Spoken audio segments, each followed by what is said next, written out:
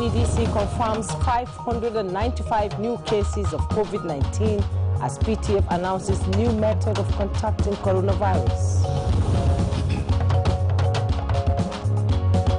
Over the past few weeks, increasing evidence has emerged that in addition to droplet infection, we cannot rule out that airborne transmission is.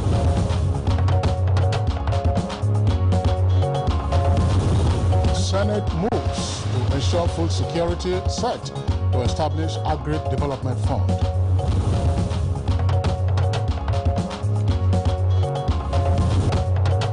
Nigeria presents second voluntary national review on implementation of SDGs. Turn high-level political forum.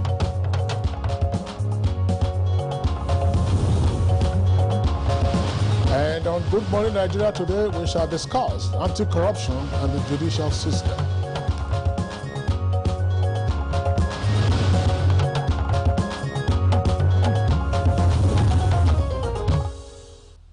It's a well-known fact that corruption has become a serious challenge to governance and development in Africa, including Nigeria. Hence, the efforts being made by the member states to change the narrative. Kinsley. Yeah, that's right. Towards this end, the heads of state and governments of the African Union adopted a convention on preventing and combating corruption with a view to having a common position to advance the fight in their respective nations. And this determination compelled African leaders to set aside 11th of July every year to mark Anti-Corruption Day to review progress made so far in the fight and further drum support from various stakeholders towards achieving results. And this year's day, which was marked a few days ago amidst the COVID-19 pandemic, had as its theme fighting corruption through effective and efficient judicial systems. Now, key players in the anti-corruption crusade believe that judiciary plays a key role in the fight against corruption and other related offences. In a special message to mark the 4th Africa Anti-Corruption Day, President Muhammadu Buhari urged African leaders to ensure the immediate actualization of the common position on assets recovery. The question on the lips of many Nigerians are how it would effective and efficient judicial system promote anti-corruption crusade in Nigeria. What are the challenges being faced by the judicial system in promoting anti-corruption crusade? What strategies should be employed to recover our looted assets? Very pertinent questions you have raised there, Jumai. Indeed, what is the role of major stakeholders, as it were, in the fight against corruption? And what kind of collaboration is needed between the justice system and the anti-corruption agencies? These are some of the issues we intend to raise with our guests this morning. Good morning, Nigeria. I'm Kingsley Osadola. I welcome you to the program. And I am Juma Yusuf. Thanks for joining us. We are reaching you live on the network service of the Nigerian Television Authority, the NTA, and from the nation's capital, Abuja. We have our complimentary segment of the program, but first let's join Ifoma Ojinta for the morning news. Good morning, Ifoma. Good morning, Juma and Kingsley, and here is the morning news. The NCDC has confirmed 595 new cases of COVID-19 as at 13th of July 2020. The new cases recorded from 20 states indicates that Lagos has 156, followed by Oyo with 141. FCT has 99 cases, Edo 47. Kaduna State has 27 new cases, Ondo State 22. Rivers 20 and Osun State 17. Others include Imo has 13 new cases, Plateau has 10, Nasarawa and Anambra States have 8 each. Kano, Benue and Borno reports 5 each, Ogun has 4. Taraba and Gombe States have 3 each, Kebbi 1 and Cross River also has 1 new case. So far, Nigeria has 33,153 confirmed cases of COVID-19, with 13,671 of them discharged, while 744 patients died of the virus. Meanwhile, latest research findings about the novel coronavirus by the World Health Organization indicates that the disease can be airborne in addition to transmission through droplets. This latest discovery was communicated by the Presidential Task Force on COVID-19 at Monday's briefing in Abuja. Over the past few weeks, increasing evidence has emerged that in addition to droplet infection, we cannot rule out that airborne transmission is also possible as a mode of transmission of COVID-19. It means that staying together in closed spaces, in clusters, such as in restaurants or a small room with very poor ventilation, increases the risk of transmission. And to other news now, a legislation towards establishing a fund for sustainable financing of Nigeria's agricultural sector and ensuring food security is in progress in the Senate. The bills for the establishment of the National Agriculture Development Fund and National Food Reserve Agency have been presented to members of the public who described it as well-timed.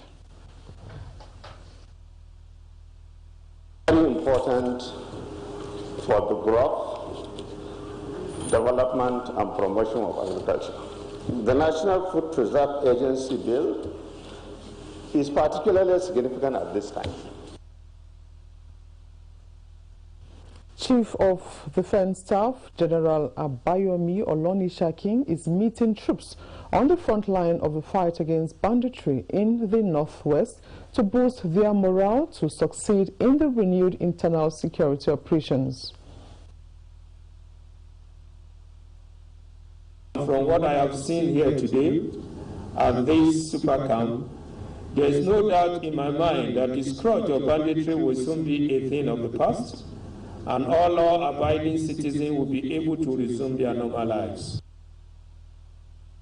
Minister of Education Adamu has inaugurated governing councils of 13 federal universities with the caution that due process, abiding by government's rule and transparency in selecting principal officers are adhered to at all times.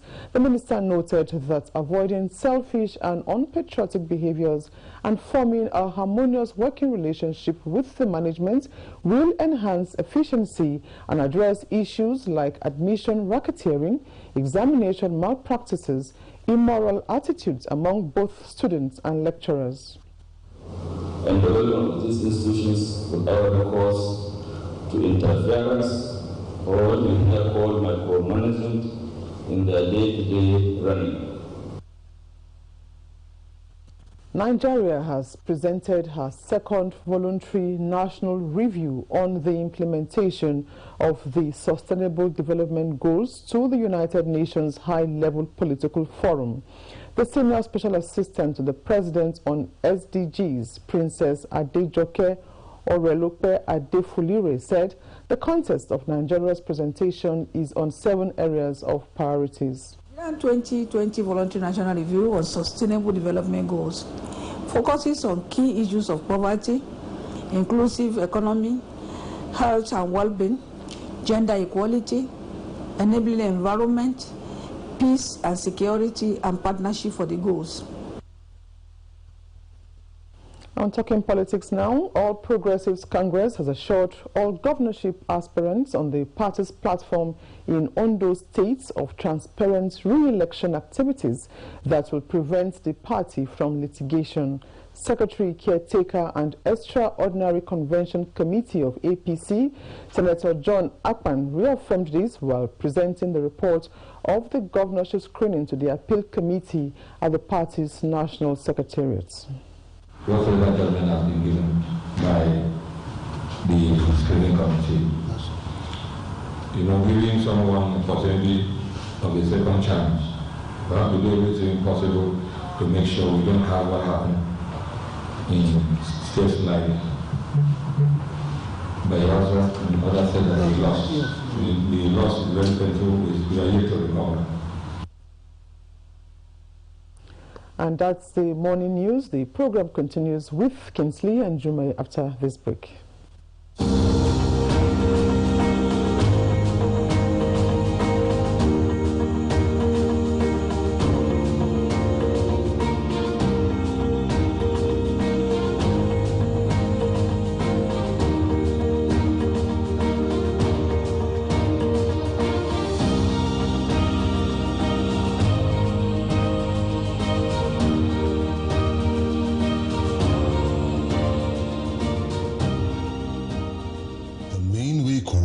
virus spread is when infected people sneeze and cough. Small droplets of fluid expelled by cough or sneezes are laced with viruses looking for new respiratory tracts to infect. When a sick person sneezes around someone who is healthy, the virus can land in the nose, mouth, or even the eyes, causing an infection. Symptoms can include fever, cough, shortness of breath. Symptoms may appear within 2 to 14 days. Seek medical advice if you develop symptoms and have been in close contact with a person known to have COVID-19, or if you live or have recently been in an area with ongoing spread of COVID-19.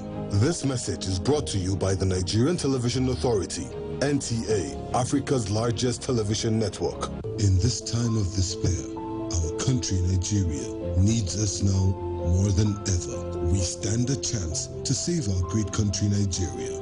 A chance to rise up from this pandemic stronger and better.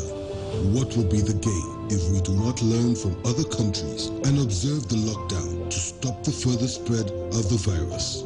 If we loosen our guards and allow this virus doom our very existence, then what have we gained? This is the call to every Nigerian to unite as one and stop the spread of this deadly virus. Stay at home and stay safe. Remember, the virus doesn't move unless we move. This message is brought to you by the Nigerian Television Authority, NTA, Africa's largest television network. Nigerians, let us take responsibility. Stay healthy, stay safe, and curb the spread of the virus. Take responsibility. The coronavirus spreads from one person to another. Let us avoid crowd gathering of any kind for any reason. Take responsibility. Avoid traveling from one state to another during these lockdown restrictions. Obey all the rules that are put in place. Take responsibility. Stop spreading fake news and unverified reports about the coronavirus. There is no known cure for COVID-19. Take responsibility. Observe all the measures that can help stop the spread of the virus. Together, we can do this, but only if we take responsibility.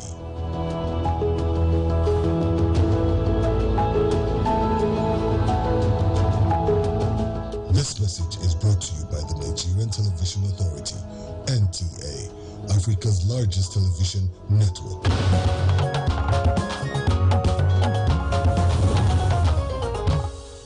Well, thank you so much for rejoining us. This is Good Morning Nigeria. Development experts enjoin Nigeria to maximize opportunities created by COVID-19.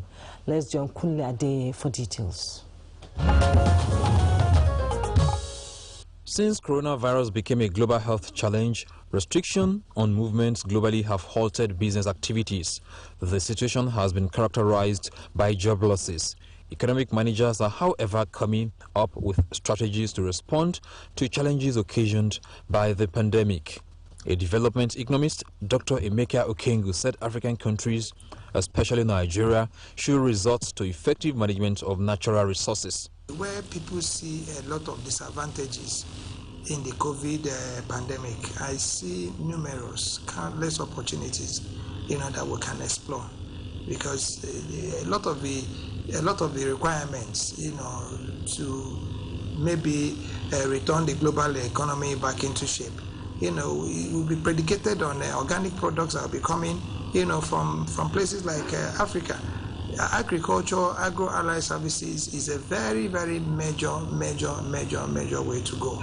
Okay, the mining industry is another very major way to go. And the equities market on Monday, July 13, 2020 closed on a negative note as Nigeria's stock exchange or share index depreciated by minus 0.44% to close at 24,200.60 basis points as against plus 0.12% appreciation recorded previously. With business news, I'm Kunle Adeyeye.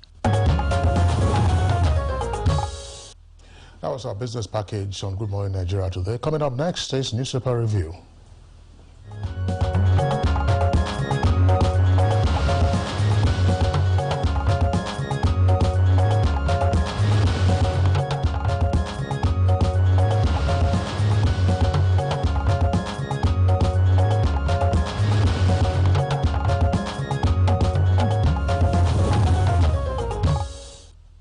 And our newspaper reviewer, Bayo Cheobi, is in the studio. Good morning, Bayo. Thank you, Juma. Good morning. Hope you enjoyed the rain. Yes, it's very refreshing. Good morning, Kinsley. Kinsley said he didn't like it. It's not too heavy in Abuja and occasioning so much flood as it is around the country. Wow. That's right. But, you know, this is not the peak of the flooding season yet. Yes. It's already flooding elsewhere. Yes, it is, but more is coming, and more is coming. We understand about 102 local government areas in 28 states of the Federation will be heavily impacted by flood this year. The Hydrological Services Agency, NEMA, and of course NAMED that has the weather forecast. Those agencies have already sent out the various warning alerts to the states. It's now up to the states to pick it up from there, right, so that they have the appropriate responses. Yes. Yes. We had that as a conversation some week or two ago. That is the appropriate warning. And the next measure is to be forearmed against it. Absolutely, Bayo. So, Bayo, we'll start with the Daily Sun newspaper, the airpiece by the Daily Sun. COVID-19 infected health workers hit 128 in Kwara, Bayelsa, with a rider federal government to open testing centers in all 774 local government areas. And the bold headlines there from the Daily Sun newspaper: fire guts World Trade Center in Abuja. Security seals Magu's office. With a rider withdraws official bulletproof SUVs. Panel demands proof of spending on staff foreign training. Why I can't release suspended EFCC chair.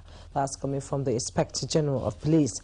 Kaduna pastor dismisses link with him. You find all these stories on page 8. And the picture story there: smoke billows out of the World Trade Center in Abuja. This happened recently. De-radicalized repentant Boko Haram members who have learned new skills at Malam Sidi Camp, Gombe State yesterday. You can see the picture of the repentant Boko Haram members and others displaying their newly learned skills.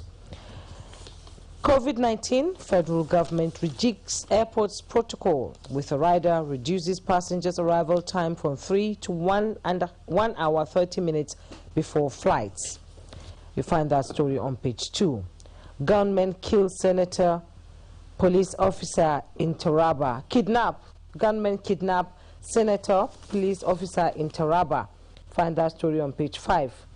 Reps grill NDDC boss over 90.4 billion extra budgetary expenditure. 150 abandoned projects. You find that story all on page 7. With a rider commissions officials snub Senate panel. And interstate trip, Rivers government insists on 14 days isolation for visitors. You find that story on page 6. And federal government bans maize importation. You find that on page 2. We're still importing maize? That's or derivatives of maize. I'm quite surprised. Maybe corn syrup. Foreign exchange will not be available for importation of maize. No, but it should be amazing in the first instance that we're importing maize. Importing maize. I mean, that's to say, the story will provide the detail. Is it corn syrup? That's to say, are they derivatives of maize, or the corn that anybody can plant around his or her premises at this time of year, and you harvest it under 90 days, I believe? Actually, Nigerian farmers have been protesting, and that is predicated on the information that some brand of maize were being imported for animal feeds. And that now, since the forestry is not going to be available, it means that that will have to stop. They will have to find alternative. Yeah, that's part of what we are. These are the leakages in the forest system, and if a stop is being put to the importation or the utilization of forest for that, it's truly heartwarming. Maize is a crop that can be cultivated year-round. I mean, in Abuja here, virtually all through the year, you'll find those who hawk maize, although this is their boom season. You'll find them January, February, March, November, those dry months ordinarily, you'll find them. It is almost all year round now. That's Even right. during dry season, it is available. Absolutely. It's become an afternoon delicacy. Yes, all absolutely. over. So why would anybody be, and then you can cultivate hectares upon hectares of maize. It's a wise decision to stop that importation. Let's Take a look at just some of the stories on the front page of the Punch, and then you can come in with your comments. Says CBN places serial loan defaulters on watch list. That's about the nameplate. Another headline there: NFIU submits report on Mago's forest transactions to panel. Details on page 8. Nigerian and foreign academics and others celebrate showing card 86. Lead story: school reopening confusion. That's the kicker. Ministry lists guidelines, omits resumption date.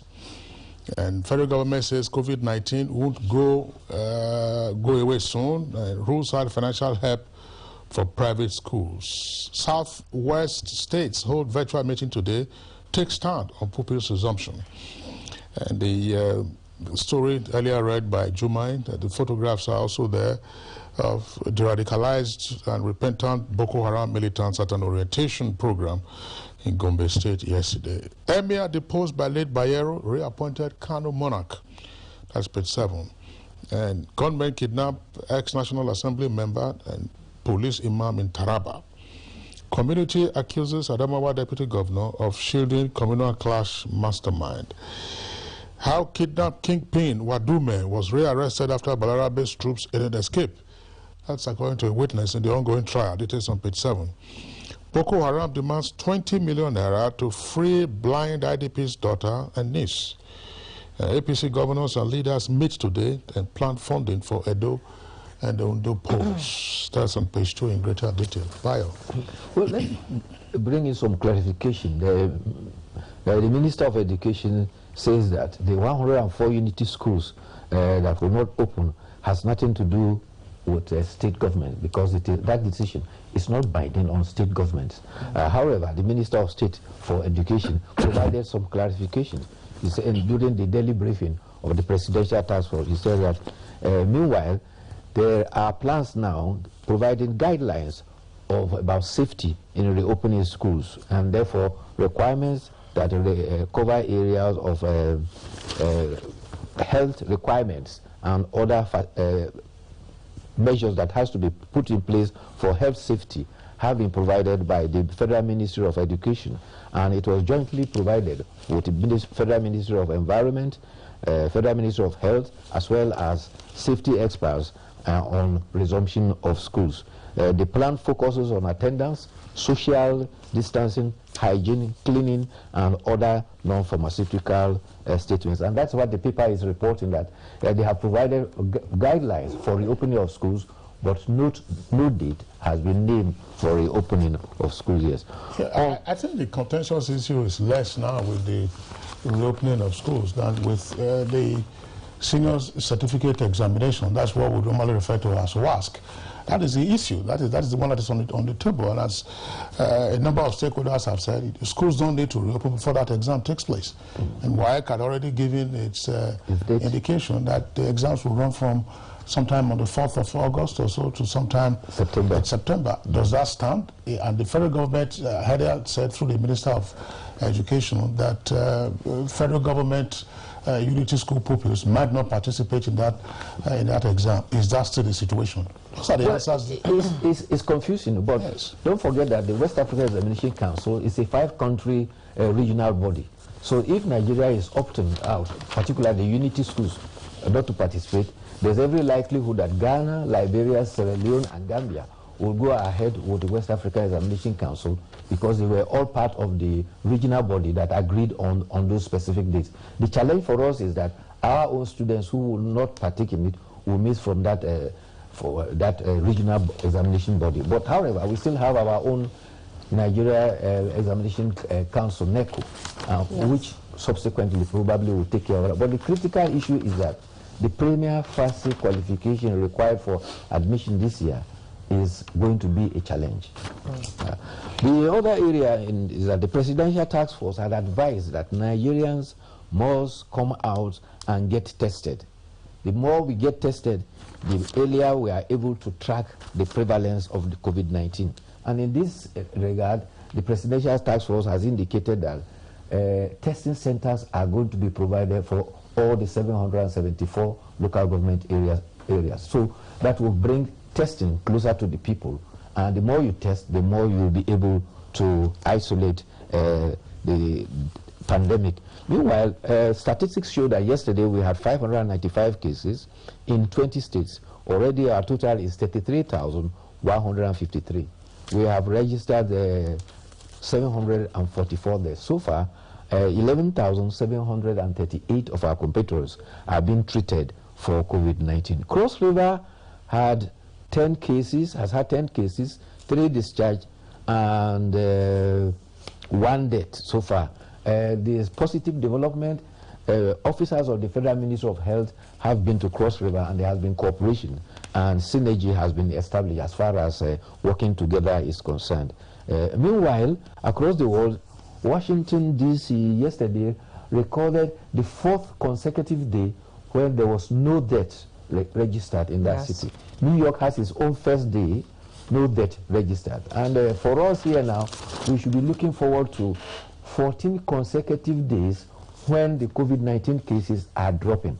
That is when we'll be able to confirm that we are beginning to bend the curve and contend with the pandemic. Well, I think it's... The other story is kidnapping that is coming up again in Taraba State. There are 2 cases reported now. One is a former senator who was a senator in 2003 to 2007. He was picked up by kidnappers in his home in Karim Lamido local government area. The other one is a police officer who acts as a chief imam for the command. He was picked in Jalingo from his home. Before Wadume was arrested, kidnapping in Taraba, particularly in Jalingo, was very alarming. Civil servants were being picked from their homes. Any prominent businessman was also in danger. But it went, a lull came with the advent of the arrest of Wadumi and all his gang. But now it seems to be coming up on the upside. So are these the remnants of the Wadumi gang, or these are freelance kidnappers, as it were? Well, it's for the security agencies to unravel. It's a challenge for the security to be able to meet that in the... There is an amendment to reporting time for flights, especially domestic flight. You don't have to go to the airport 3 hours now, but at least for 1 hour 30 minutes. The Minister of Aviation provided clarification that test run at Kano and Lagos Airport had indicated that 90 minutes will be sufficient for you to for waiting time to get checked in. However, when international flights begin, we will resort to the same 3 hours. That probably will be because of low passenger factor at the moment. If it's a peak season, the holiday season, and you get to the airport, you say you want to get to the airport an hour and a half before then, you might have to struggle with getting a seat on the flight. That's assuming the flight doesn't take off by the time you are still going through the procedures.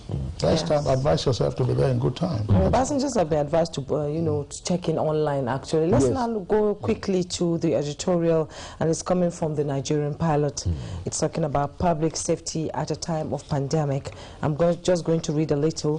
While we commend and salute the efforts and sacrifice of the armed forces of Nigeria and other pro-peace actors in putting their lives on the line in order to secure the nation's territorial integrity, lives and properties, it is our considered opinion that there is a need to review the security strategies of government for fresh ideas. Yes. Before I deal to the editorial, let me quickly add that the World Trade Center, that people saw smoke bellowing from it, that had been put off.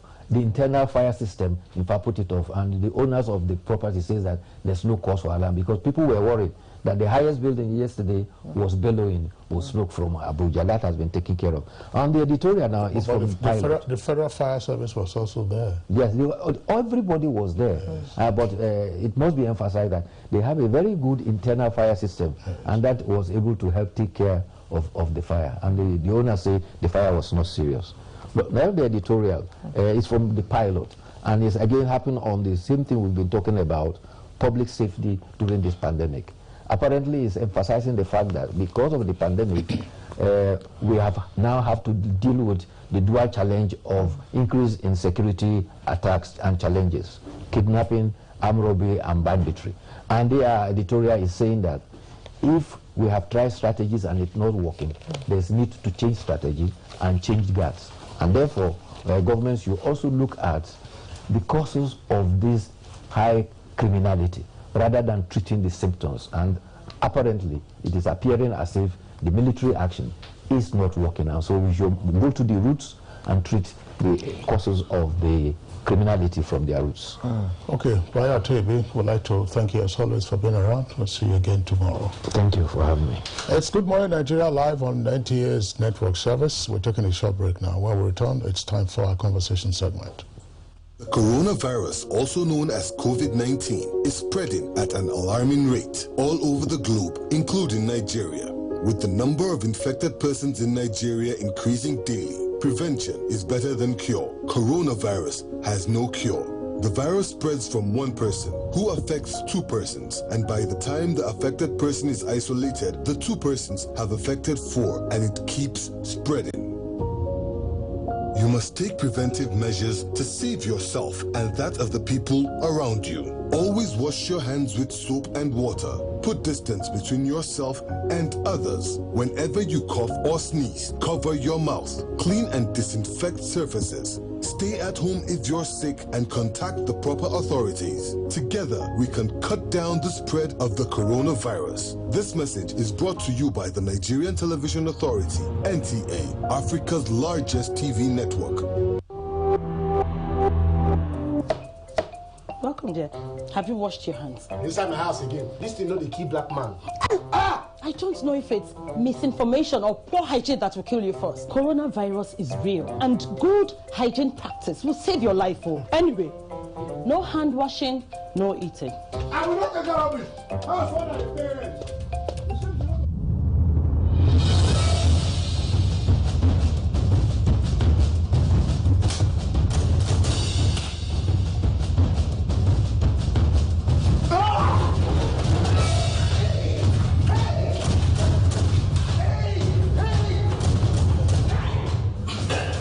Coronavirus is real and it's on the rise. But you can help yourself and help others to be safe. Remember, we can stop the spread. It's in your hands. This message is from the Akinfade Foundation in partnership with the National Orientation Agency with support from MacArthur Foundation. Close Up Deep Action with antibacterial formula and deep cleaning gel keeps your teeth clean and protected. Close Up Deep Action. Enjoy long-lasting fresh breath and more.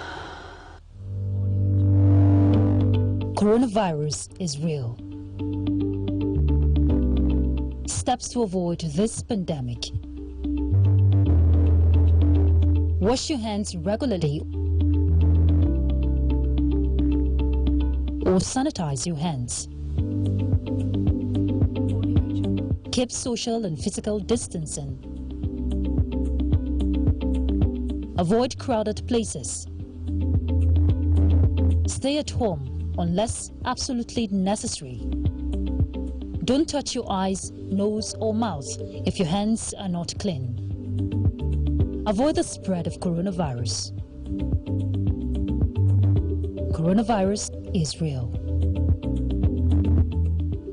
Nigerians, coronavirus is dangerous. It can kill. When you see this sign, high fever, cough, shortness of breath, drowsiness, pneumonia, don't panic, don't hide. Don't embark in self-medication. Promptly visit the nearest medical facility. Report all cases to the nearest hospital. Prevention is key. Avoid contact with infected persons. Avoid crowded areas as much as possible. Wash your hands regularly. Use hand sanitizers. Your life is precious. Stay alive. Live long, live right. This message is sponsored by the Federal Ministry of Information and Culture and the Nigerian Film Corporation. Nigerian Film Corporation, powering possibility.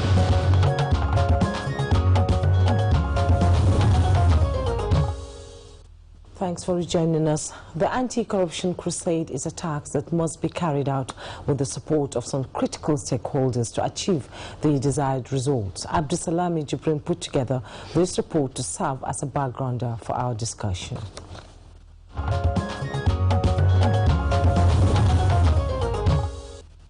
Corruption has been a bane to Africa's development, Nigeria inclusive.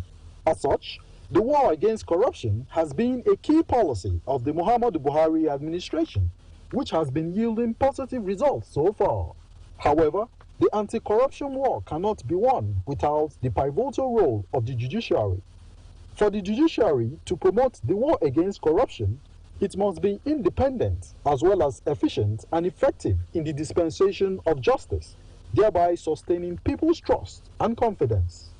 Recognizing this, while commemorating the 4th African Anti-Corruption Day with the theme, Fighting Corruption Through Effective and Efficient Judicial Systems, stakeholders maintain that the judiciary is key to the fight against corruption and should at all times demonstrate its independence and neutrality. Corruption, they insist, can never end with an ineffective, partial judiciary.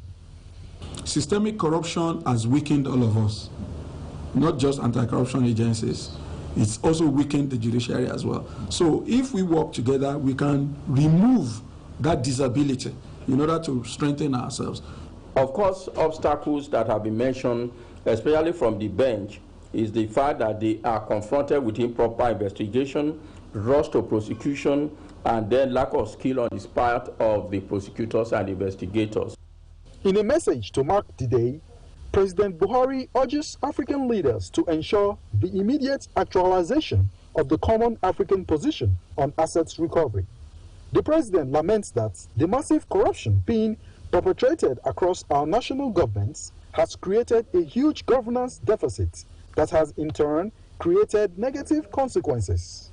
With the judiciary facing a myriad of challenges, ranging from perceived corrupt practices by judicial officers, interference by politicians, and the slow adjudicatory system, how effective will the judiciary facilitate the current anti-corruption fight? Guests on Good Morning Nigeria will be providing answers shortly.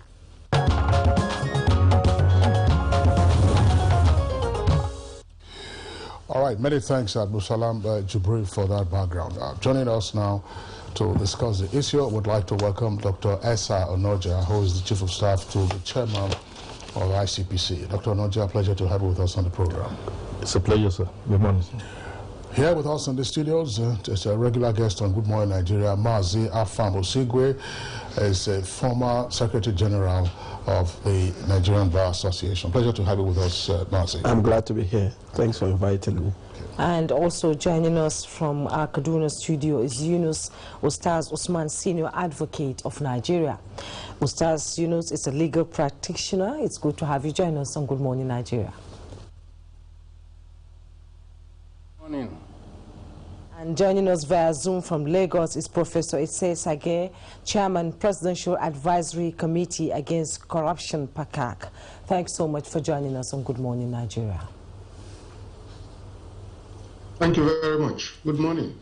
Okay, thank you very much, gentlemen. We understand that the countdown to Professor Sage's Zoom connection is right at hand, so we're going to have time to reboot his connection and then go back to him in Lagos. But let's begin, gentlemen. Our conversation this morning is on anti-corruption and the judicial system. May we then have an understanding of what a judicial system is? Because probably the layman will say judicial system goes straight to the bench. What is a judicial system? Let's begin with Mazi Afam Osigwe with us here in the studios. Well, if you look at judiciary from the point of view of those who adjudicate, the judges, the magistrates, the justices who sit in judgment over cases, then you limit it to the bench, or what we call the bench, the judiciary, as provided by the Constitution.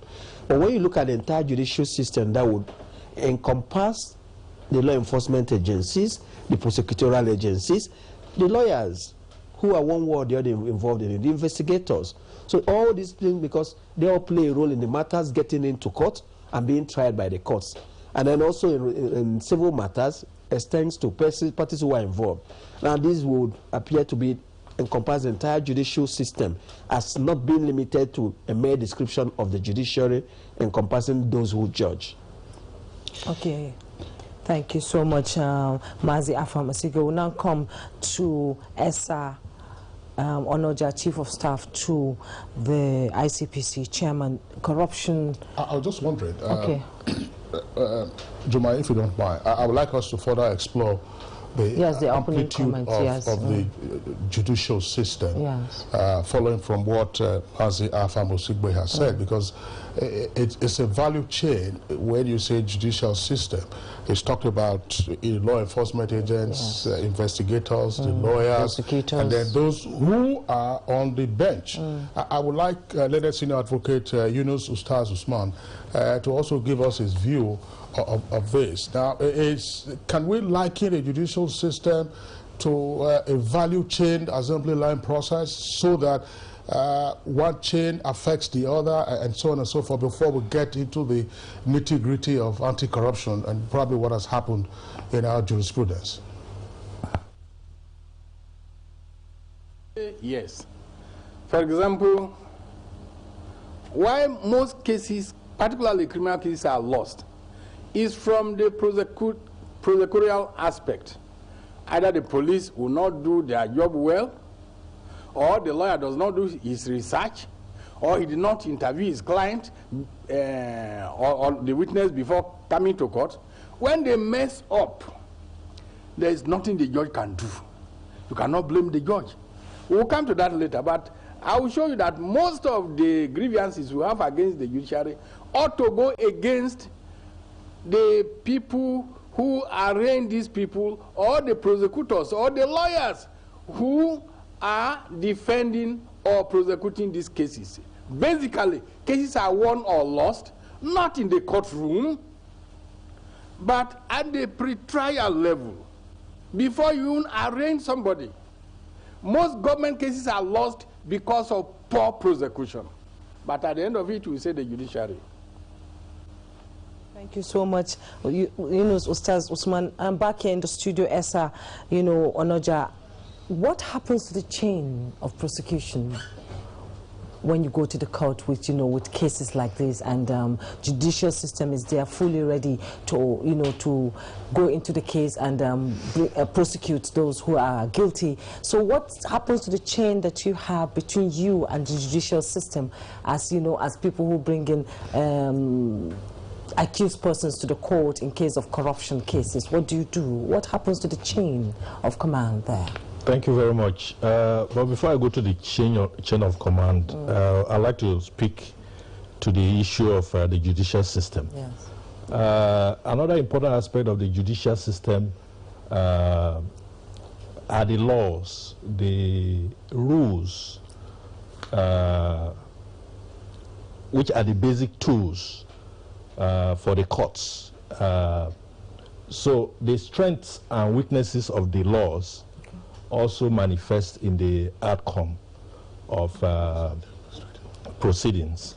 But with respect to the value chain of court proceedings, I think it will not be complete to look at only one aspect and to say it's only the investigators or the prosecutors that their failure is 100% accountable for the weaknesses that we see in the outcome of corruption cases. We need to look at the picture from a broader perspective. Everybody has a role to play. I won't. How broad is the perspective you're talking about? We need to include not only investigators, prosecutors, courts, but also defense counsel. Because we have had defense counsel in this country who have filed applications to say the laws that set up anti-corruption agencies are rubbish. In other words, that the anti-corruption agencies should be restrained from performing the very functions that the National Assembly established them to perform. So I find it difficult to appreciate that sort of reasoning, that when the National Assembly creates an institution, empowers the institution, you go to court and say, no, that institution should not work. Maybe, so I think we need to interrogate that very seriously, not just to say 100% cases fail because of poor investigation poor prosecution. And while we're on that issue, courts in other jurisdictions have held in corruption cases that because of the public policy imperative of stamping out corruption, that courts should hesitate in dismissing corruption cases because of defense submission of poor investigation. So I would like other speakers to speak to that before I continue. Thank you. Thank you very much, Dr. Onoja. Let's come back to Mazi Alpha Musigwe. Mazi Alpha, we have touched on the features of the judicial system and the players also in the judicial system. Maybe we can interrogate some of these features and personalities or institutions very briefly before we now narrow it down to anti-corruption. For instance, I mean, Onoja was just talking a while ago about rules and laws being critical elements of the judicial system. In the case of anti-corruption, do we have sufficiency of laws? 20 years ago, persons might have said, oh, we didn't have enough laws. And then came EFCC, and then came, ICPC, and then came EFCC. Then you have all kinds of legislation relating to money laundering, relating to fake banks, and so on and so forth. But is our challenge now a question of insufficiency of rules and laws, or the way the players in the judicial system use these rules and laws to deliver justice? I always insist that our problem in Nigeria has never been the insufficiency of laws. It's about the human beings. It's about those who investigate these matters, who prosecute these matters, who defend these matters, who preside over these cases, and then the lawmakers. I would not agree with Dr. Onoja that a lawyer's challenging the constitutionality of a law is absurd. It's within the person's right. And the fact that the National Assembly has made a law does not mean that it is automatically right. Many sections of a law can be struck down. We saw the Supreme Court do that in Ojikalo's case. We saw the Court of Appeal strike down certain provisions of the ACJA. These are legitimate challenges. But the worry arises when, for example, a defense counsel uses a preliminary objection and takes it to keep a case in limbo for 10 years, even though the Administration of Criminal Justice Act has come in to stop that, and the Supreme Court decisions affirming that they cannot use interlocutory appeals to stop trials. But when gimmicks are introduced, every decision by a court is appealed, and at the end of the day, witnesses may die, witnesses may lose interest, witnesses may become untraceable, or may even be intimidated. And then a short investigation, because it's a value chain. If any link in the chain is weak or dysfunctional, you can't have a seamless movement. And then when you also, even the appointment of judges play a role. When you also appoint wrong persons as magistrates, as judges, and they do not have a good grasp of the law, or they lack the integrity to decide based on the facts and evidence presented and the law, you have a problem. When you also have lawmakers who do not really study law, because even in the during the colonial period and post-colonial period, corruption cases were prosecuted under the Penal Code and Criminal Code. These laws were introduced to create new agencies, not necessarily, and then create new offenses, especially money laundering, in the light of financial action task force requirements and all that. Not necessarily that some of these offenses cannot be pigeonholed under existing provisions in the law. So it has never been sufficiency of law. It has been our ability, and also the Nigerian way of doing things. You will destroy him, leave him now. Oh boy, why are you doing this? He's your friend. Just see as you go manage him. After some time, everybody will lose interest. It's a societal too. So when we blame it on the laws, when we blame it on the judges, no. And even when you come to the judges, the courts are the end points. So whatever mess, if there's a mess indeed, ends up in the court, and people want to blame the work. For example, there has been short investigation or statements you obtain in violation of the law, when the confessional statements, or certain procedural errors occur. Of course, the defense counsel would want to depend on them to get a case thrown out. But the bottom line is that every of these things have to work well.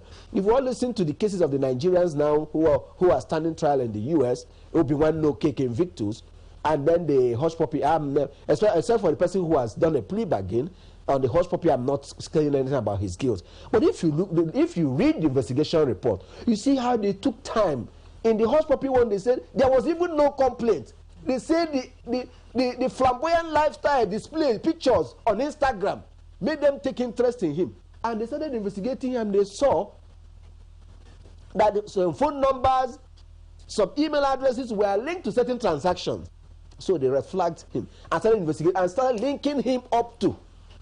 And I still insist, I'm not commenting on his guilt. He's presumed innocent. But you hardly see a Nigerian investigation that gives you such that even when you're reading it, in your quiet area, you may be able to say, I think there's a point here. You don't get that in Nigeria. It's only in Nigeria that the police and even ICPC, FCC, they seek to only convict people based on statements obtained. Nobody builds up a case file. No investigator comes to tell you the detailed work. He said he made a statement, this is his statement. And the court simply there's nobody who also tries to justify that the contents of those statements are actually probable or true. No spade work is done. And these are the issues we are talking about. Detailed investigation, detailed drafting. Sometimes charges are drafted in a very laughable manner, in a manner that does not even the section that are charging on the charge does not reflect, or the evidence available will not sustain them.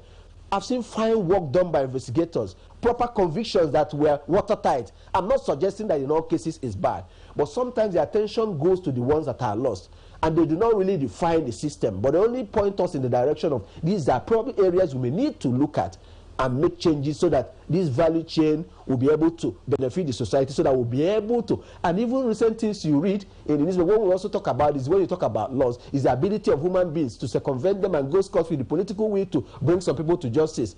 You read more things in public place, the public condemns more people that never get charged to court. And there are cases you would expect to see in court, and they never get there. They're also part of it. Let me stop at this point. Maazia Famosigwe, thank you very much. I don't know whether the our connection to Lagos has been restored. Okay, all right, they're trying to revive that. Let's return to learned senior advocate Yunus Ustaz Usman. Yunus Ustaz, you've listened to two guests here with us in the Abuja studios. Let's have your take on this, whether adequacy of rules and laws, and then the personnel and the institutions that are critical in the proper functioning of the judicial system. What's your take on all of this? May I correct one impression my friend Dr. Onoja made? He said that in corruption cases that the judges will bend not to convict or throw out a case even when the prosecution is bad and so on. If you do so, you are also confusing what judicial system is. You are depriving the people of their own right to be properly heard and for their issues to be determined. It is not the judge's duty at all to bend backwards with a view to helping you. No. It is for you to do your homework. If you don't do your homework, the judge has no power, he has no jurisdiction to help you. If he does that, he has disobeyed his oath of office. He has no power to do so. Let's come to this now. Now, you see, I've always said so. It's not inadequacy of laws. In fact, what we have today is confusion of laws. Total confusion.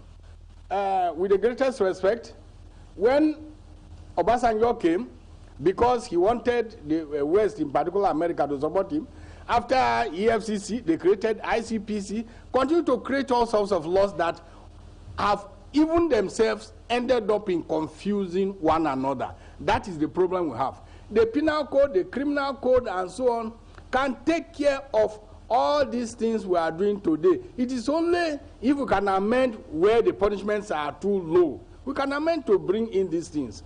The way we are going, in fact, some provisions of the EFCC and ICPC were struck down sometime because of this confusion. And then you have the Money Laundering Act. And so in fact, it is a confused system created by, with the greatest respect, the National Assembly that sometimes will not do its work properly. And so you leave everybody in confusion, even including lawyers, because you don't know which one is in vogue.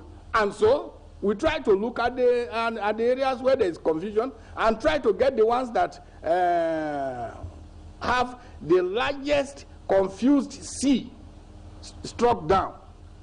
So we have too many laws, in fact, too many. And the issue is that, for example, there is no need for ICPC and EFCC to coexist.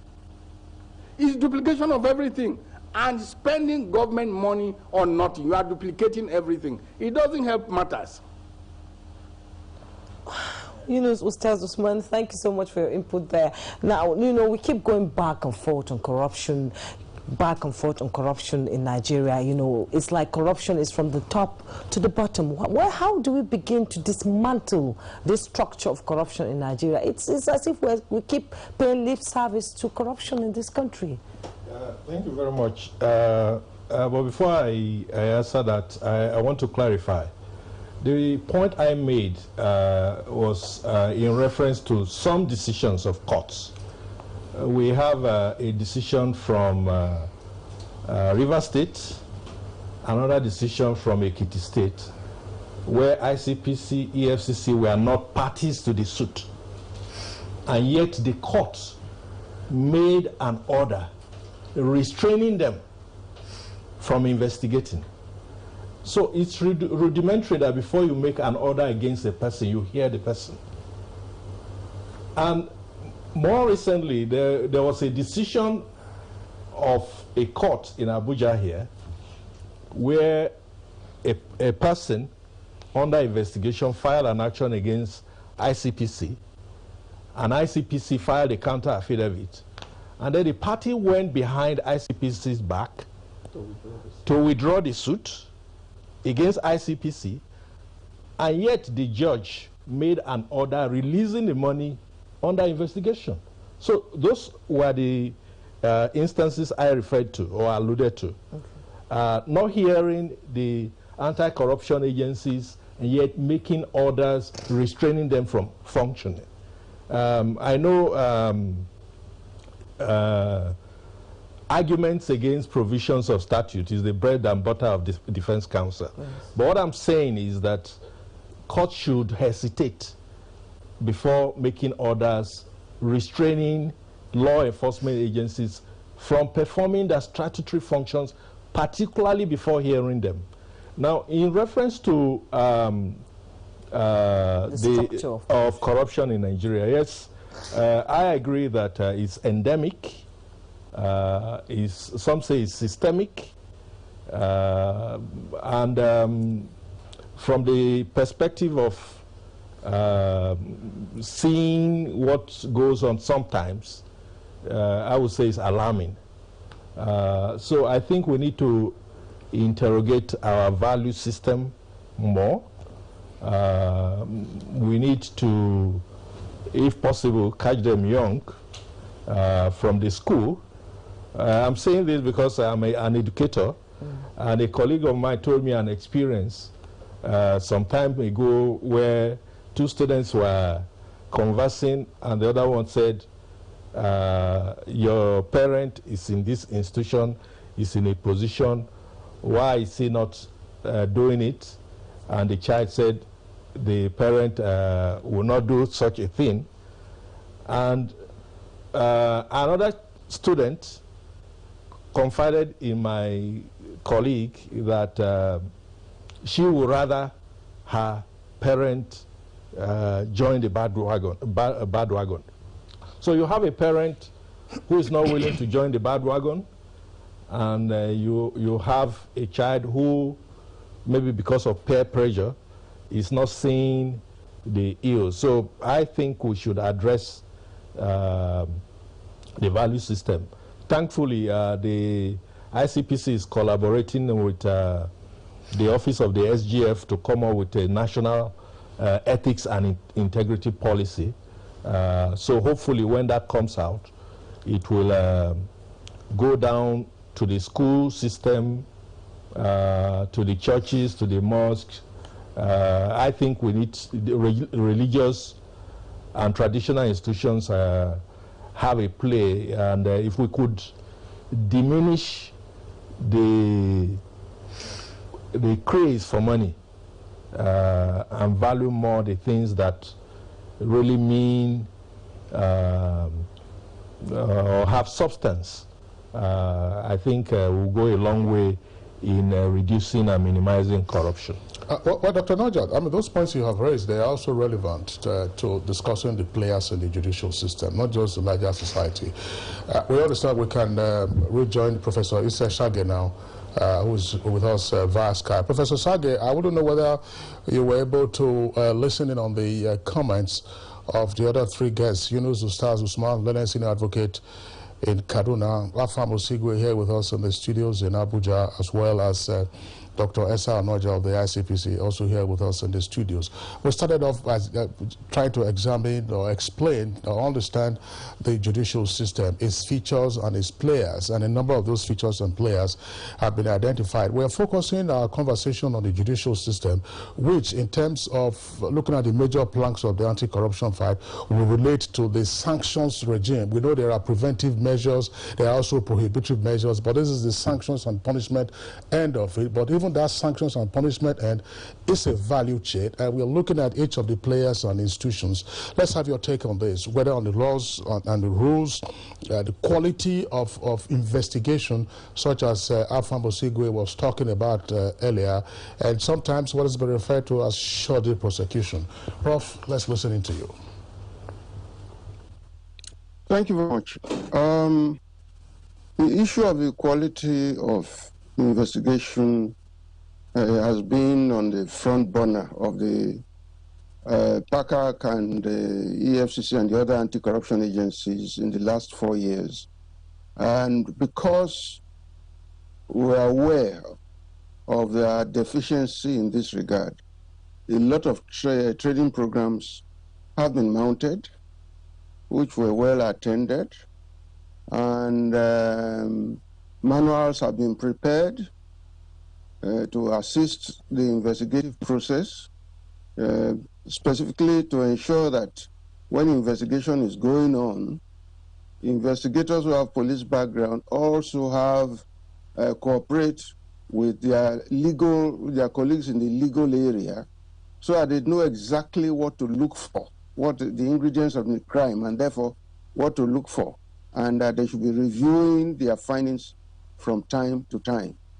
Also, a lot of programs have been held on drawing up charges, all over the country. In fact, these programs were mounted not only for federal anti-corruption agencies, but for ministries of justice all over the country.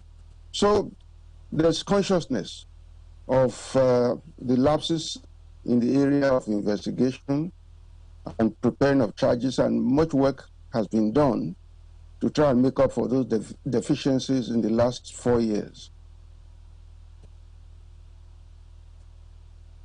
So, Sage, we keep saying in the last 4 years, and when our learned senior advocate of Nigeria, Yunus Ustaz Usman, spoke about the duplication of these agencies. When we watch investigations outside this country, we see synergy between the FBI, the internal affairs, the police, and all that.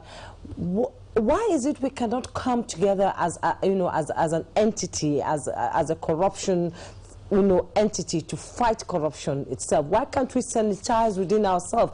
Every agency is acting independently of the other and not giving information to the other. So how can we bring this to the table and bring all these agencies together to work together in synergy to ensure that corruption cases are dealt with at judicial level so that there won't be any problem?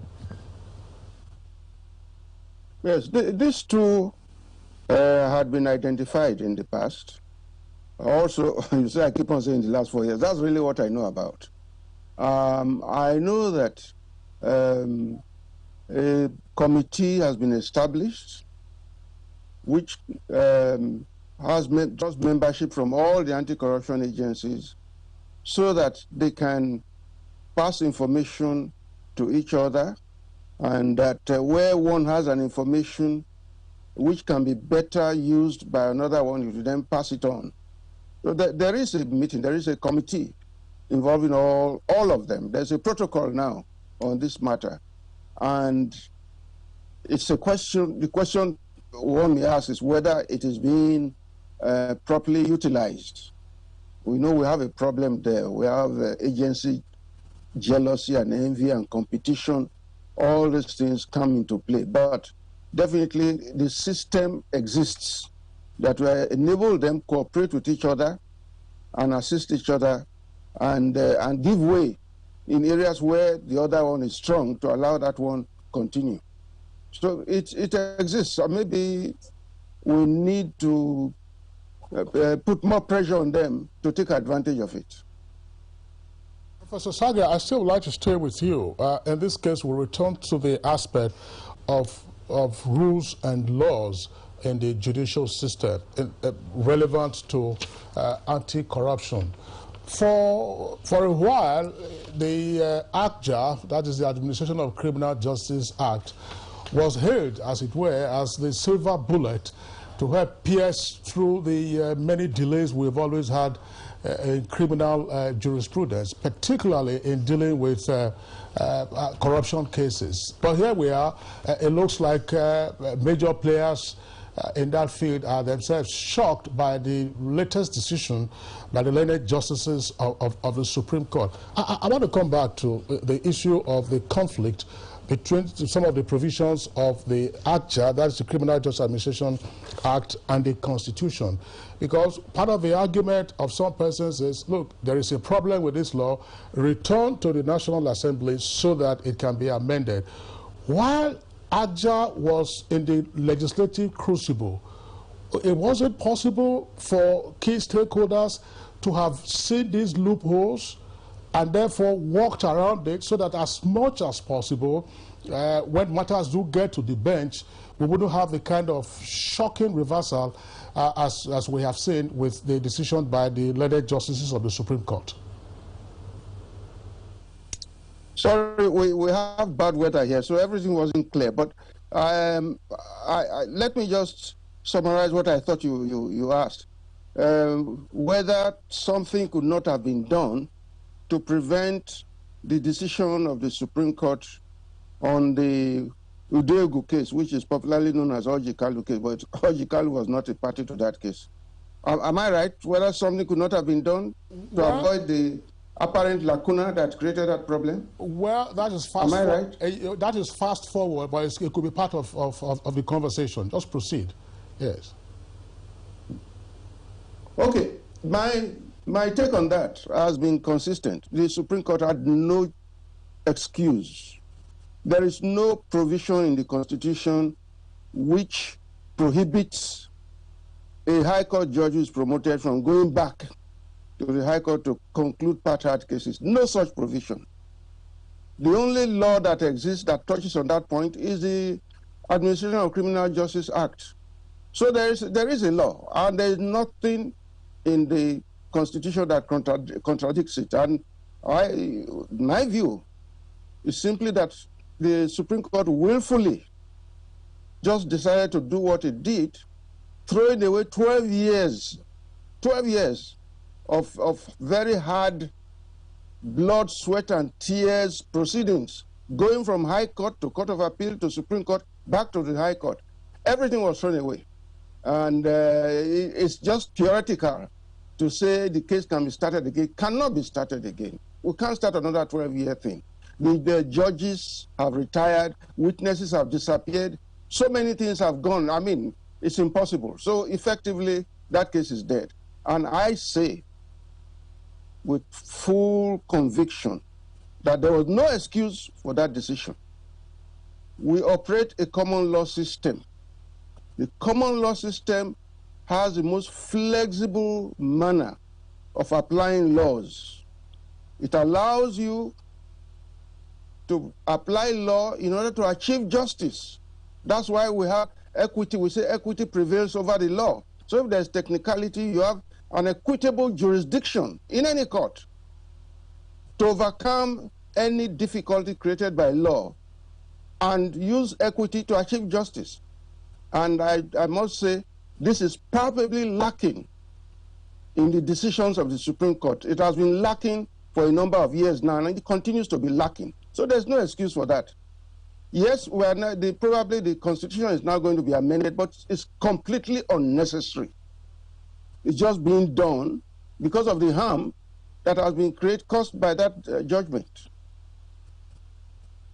Well, Professor Sage, as I said, you were on a fast forward. I saw Yunus Ustaz, the senior advocate, a while ago on the screen. Maybe we'll get his views on this. Senior advocate, the audios of Kalu case is merely illustrative. The core of my question, which Prof didn't quite get well because of interference in terms of the audio, is as follows. When AGJA was being made, the view, and after it was made, the view was that, oh, this is a wonderful piece of legislation. We are not going to have the prolonged delays that we used to have. There will be no more frustration of justice. And then suddenly, in terms of adjudication, you are now seeing the lacuna in the provisions and the conflict of the provisions of AGJA with the provisions of the Constitution as the Supreme Court held. I was just wondering, because if we have to go back again to the National Assembly to avoid this same kind of handicap arising in future, what do you think needs to be done? Do you have enough stakeholder consultation in all of this so that you can cross the T's and dot the I's and plug up potential loopholes, even though you cannot possibly foresee what might happen in future? It is just like I said earlier on. With the greatest respect, National Assembly needs to wake up. If they had compared the provisions of the administration of criminal justice system before it was finally passed, they wouldn't have ended up in that problem. And any provision of any other law that contravenes any provision of the Constitution becomes null and void, because the Constitution is the ground norm. Then I'm sorry, I won't say I'm disappointed, but I'm surprised at the submissions of Malene Brothers Silk Professor Ise Siage. When he says Supreme Court just decided what they did. In fact, I would have been totally disappointed if Supreme Court did not do so. Let me tell you, you see, let us analyze these things and let the public know. Don't make the public to be in more confusion.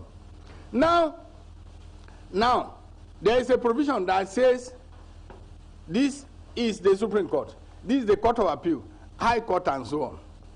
Now, if the Supreme Court had not done what it did, it means one day you can now bring somebody from the Court of Appeal to come and sit at the Federal High Court or State High Court, bring somebody from the State High Court to go and sit at the Supreme Court to try a particular case. What type of confusion would that create?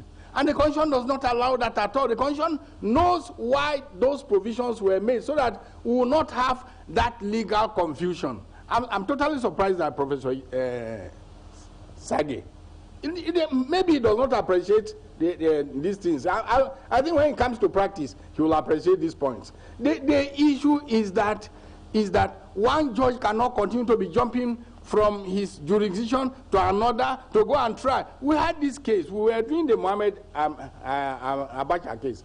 Obasanjo brought somebody, a judge from Switzerland, to come and try Mohammed Abacha on our source.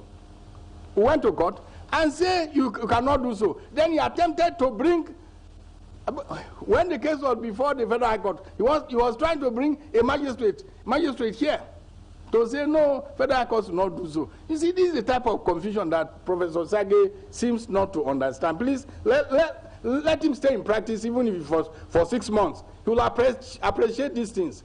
How can a judge jump from Court of Appeal to go as low as going to sit at the trial court again? Are you demoting him? I mean, let us not confuse the system. Nigeria is confused already. Let us not confuse the people the more, Prof. I can see you would love to react to that now. Yes, I think, with the greatest respect, Professor Sage is entirely wrong. Now, the decision by the Supreme Court in respect of the case, popular court urges, okay, is unassailable. There was a question Chief Ozekhome asked in the preliminary objection he raised in respect of this same matter at the Federal High Court. I think it was Chief Ozekhome. He said, how will this judge the Justice of the Court of Appeal, who is now required to sit in the Federal High Court, sign? Will he sign his judgment as Justice of the Court of Appeal? Or will he sign it as Judge, Federal High Court? He said if he does so, he lies. If he signs it as Justice of the Court of Appeal, then he cannot.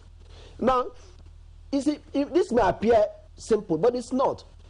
Allowing that provision to stand means allowing the President of the Court of Appeal to interfere with the management of a Federal High Court or a High Court of FCT. If he can post back or a State High Court, a Justice of the Court of Appeal to go and sit, it means with respect to that matter, the Court of Appeal superintends it. It's not very simple. And again, that ACJ provision, to my mind, is unconstitutional because the laws do not impose jurisdiction on an individual judge. Jurisdiction is given to a court to be exercised by any of the courts.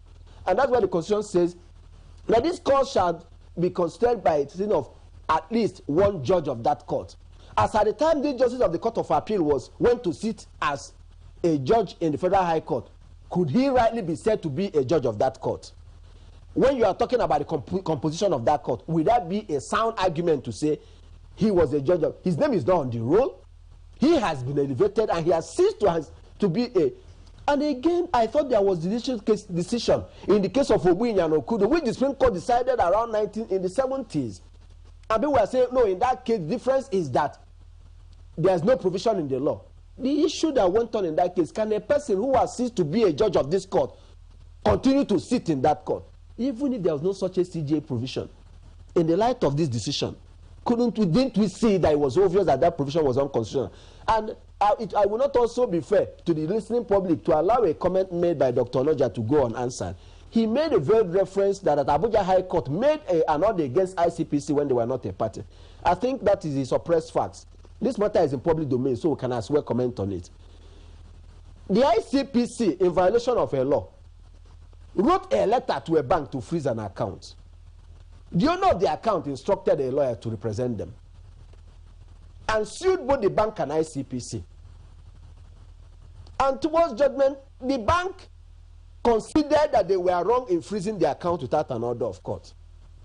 And the lawyer felt that there was no need continuing with ICPC and discontinued against them. And the court gave judgment in that regard. Since there is no legitimate lawful reason why the funds in this account cannot be assessed. And that was what the judge did. The judge did not give judgment against ICPC. It is the bank that restrained access on the directive of ICPC without a lawful decision of judge order.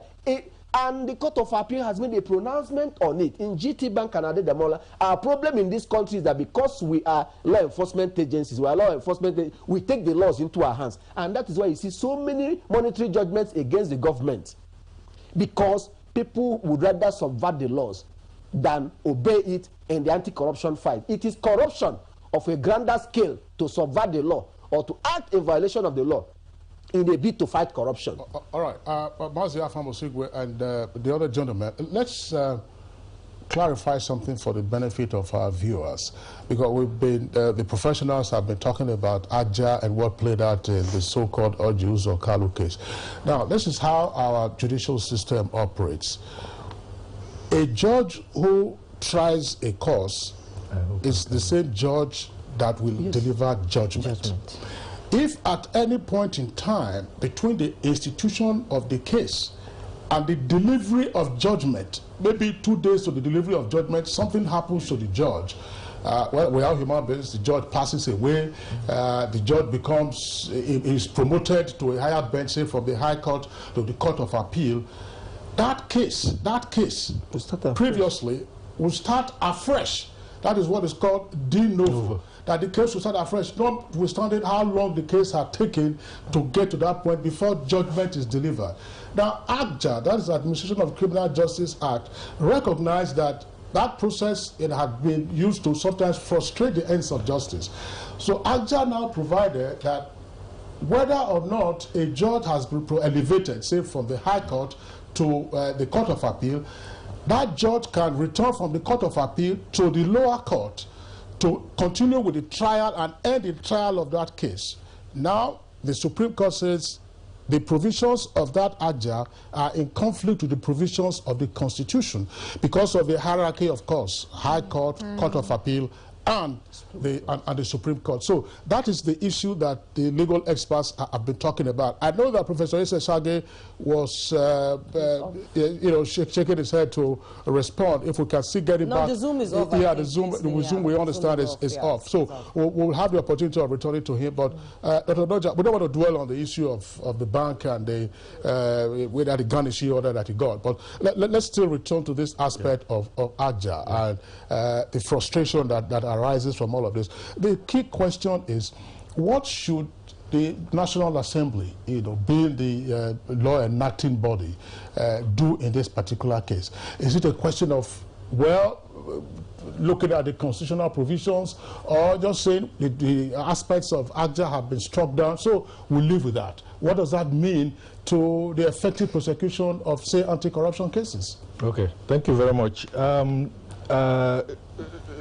Pardon me, I would like to refer my learned brother to Section 45 of the ICPC Act that clearly empowers the chairman of the ICPC to issue a no debit order to a bank.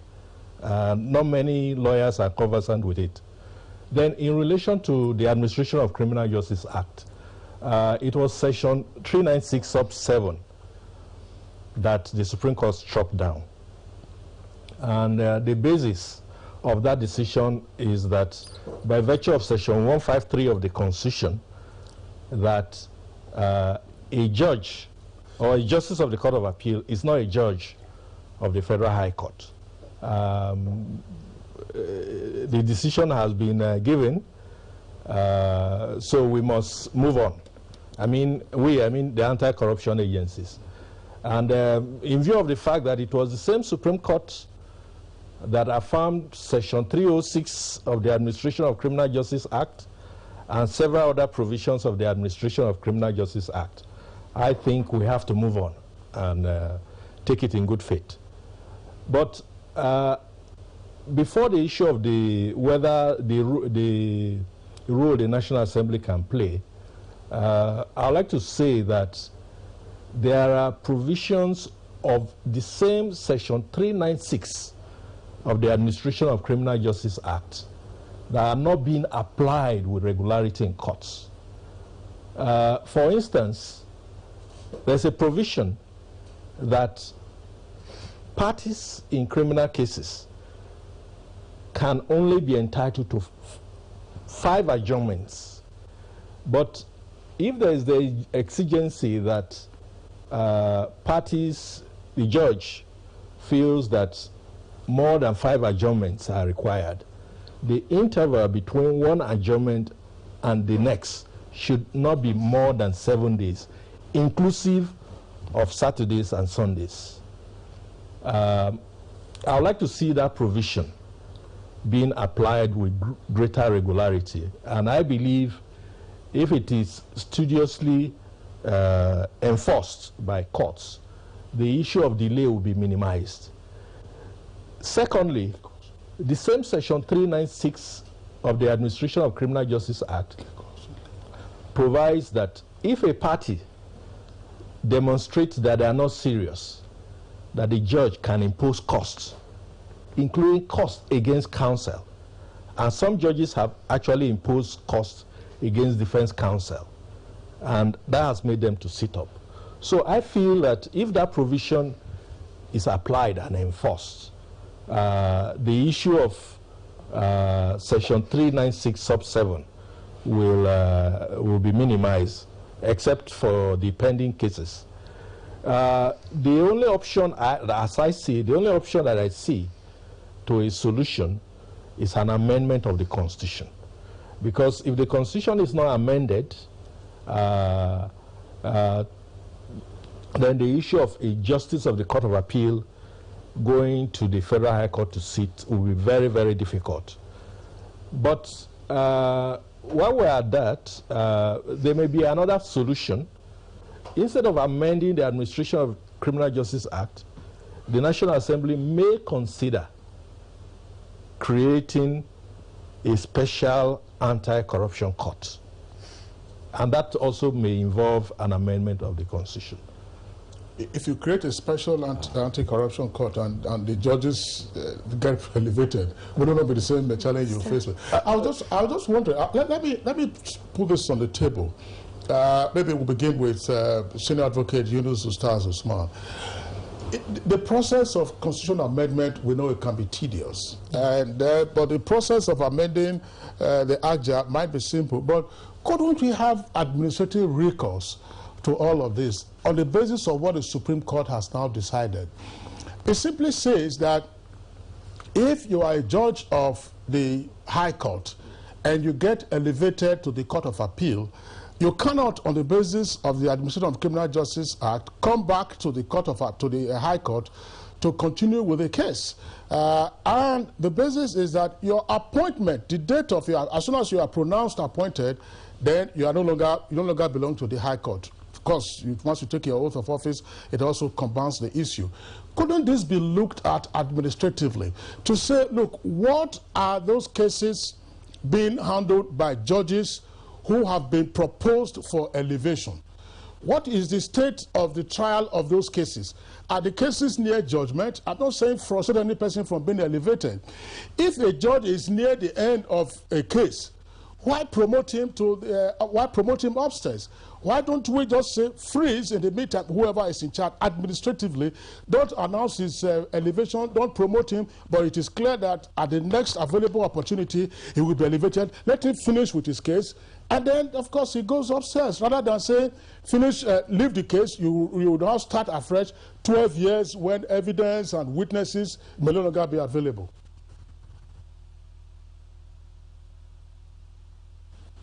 You are perfectly right. In fact, at a stage, we were invited before this crisis to give pieces of advice. And I said, look, tell some of these judges where cases are almost at their concluding stages, even if their names have been submitted, say, please, in the interest of your country, please wait until you conclude this case. If they say you cannot come again until the next promotion, it is okay. The next promotion will come. How are you even sure that by tomorrow, when you have to go, you won't die today? So nothing stops that. But when I made that suggestion, somebody said that that I was trying to prevent some people from being promoted. I said no, because these cases will definitely suffer. If you go upstairs there, the case will have to be started de novo afresh. So 1 month or 2 months for you to conclude won't take anything from you, really. And wherever you are meant to go, you will go, no matter the time. If you are not meant to go, you won't go.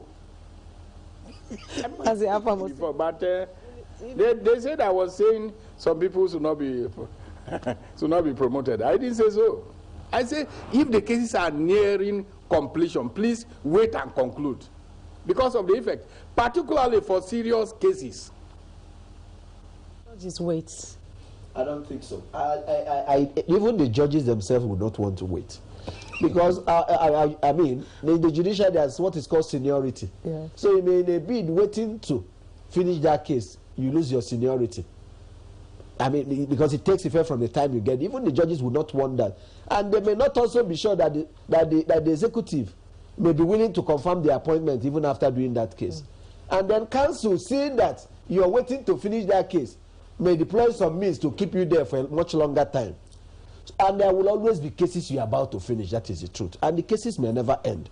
Who will be the judge of? But Ustaz said something that because we are human beings, you don't want to wait. Suppose the day before you don't want to wait, the person wants to know that he has been appointed. If it's the will of God that he won't take the oath, that's a different thing. It will not be for us to judge. But why are we sure that when he finishes, that the president will still appoint? Because the moment the president makes the appointment, he ceases to be a judge of the other court. That's right. So it means the appointment will not be made. So how sure will this person be? How sure will the person be that if he gives that judgment, that the executive will not be unhappy with him with that judgment, and now say, hey, he's a corrupt judge for giving this judgment, acquitting these people. Now it's even God that has brought him out. How sure are we? Onoja. Yeah.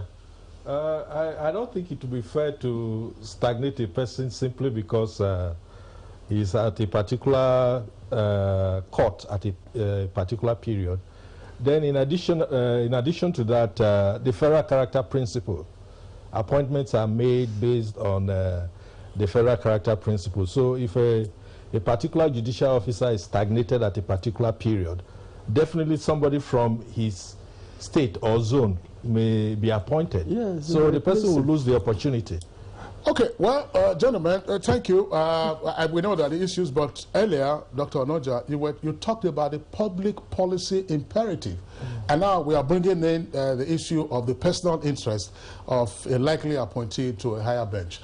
Gentlemen, we're taking a short break now. When we return, we'll continue with this conversation.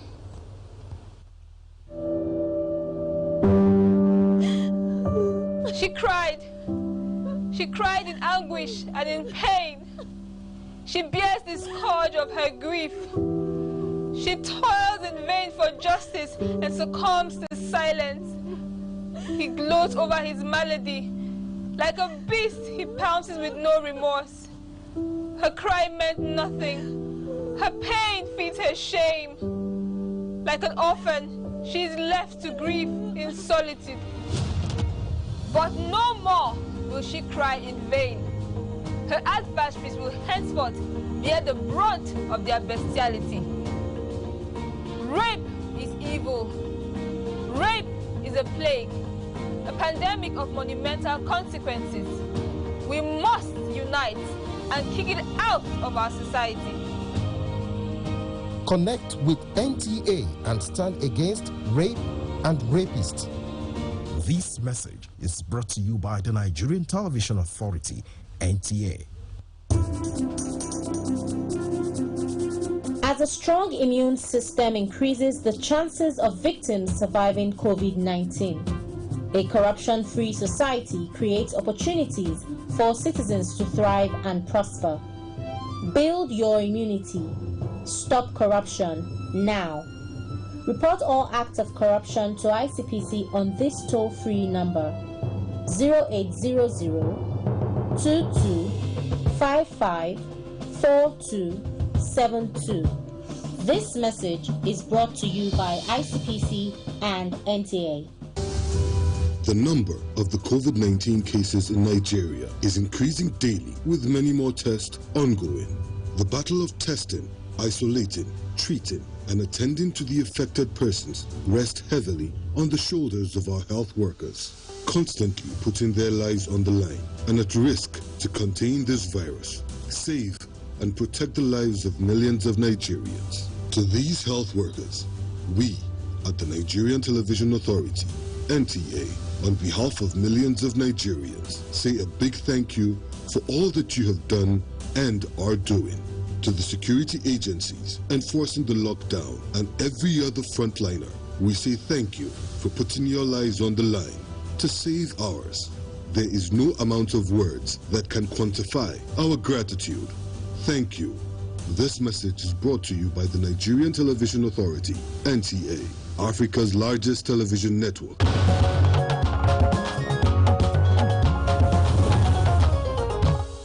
All right, you're welcome back, and it's still Good Morning Nigeria live on the network service of the NTA. We are continuing with this conversation. Zoom connection to Professor Sage isn't been restored. So we'll continue with our three guests. Yunus Ustaz, senior advocate in Kaduna, Mazi Afamosigwe here, and Onoja also here with us in the studios. Now let's get to the court proper. We talked about other aspects of the judicial system. I was just wondering, what can we say is the judicial attitude towards corruption cases? Maybe we'll begin with Yunus Ustaz. What is the attitude of our courts? Is it one of judicial activism, in other words, following up on the public policy imperative that, look, corruption is a cancer, we must fight it, and therefore we get to the justice of the cause rather than the technicalities of it?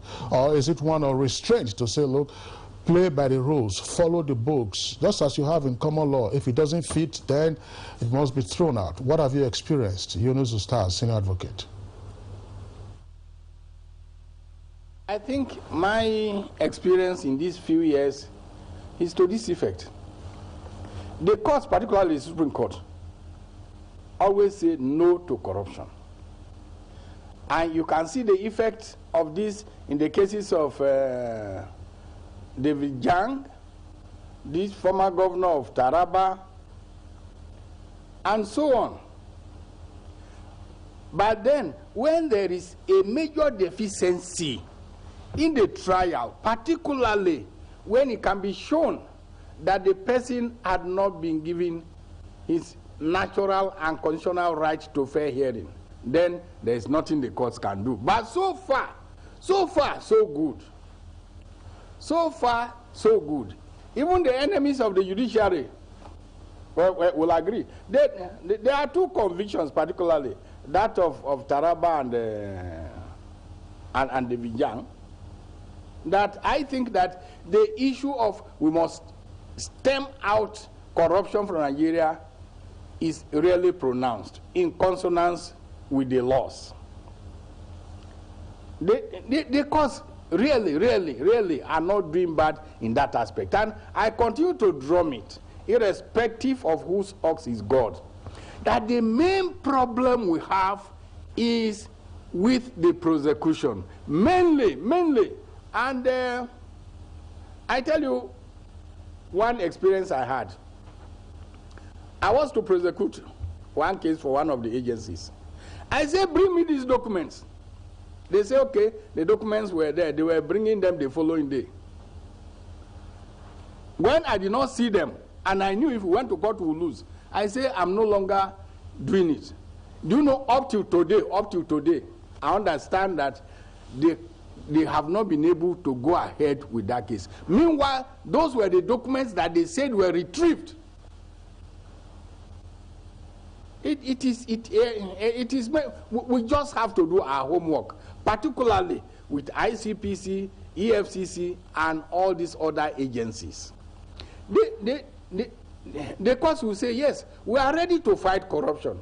We will fight corruption, but they have no right. For the oath they have taken, they have no right to jump into the arena. That is, to take up the prosecution.